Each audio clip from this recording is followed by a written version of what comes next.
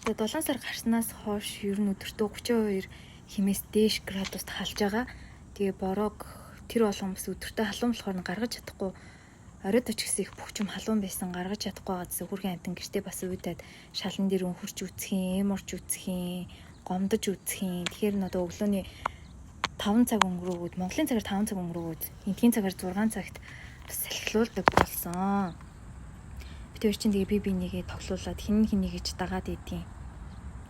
Дагуулад ч байдаг юм уу? Жохон тоглож байгаад тэгээд. Гадаа нэг халуун орхоос юм уу? Жохон тоглоноо.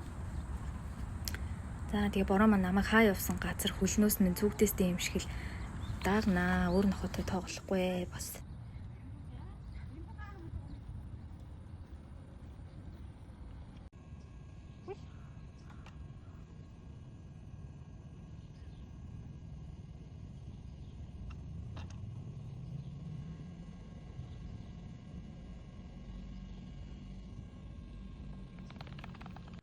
За тэгсэн чинь энэ бахан малтис үйлдвэрийн нэг айлын нохоо гэсэн.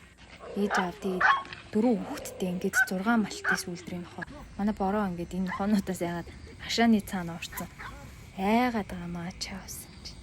Нөгөөдөл нь нийлж агаад бөөнөрөө юу л бороо барьж байгаа юм шиг санагдтiin юм шиг байгаа юм.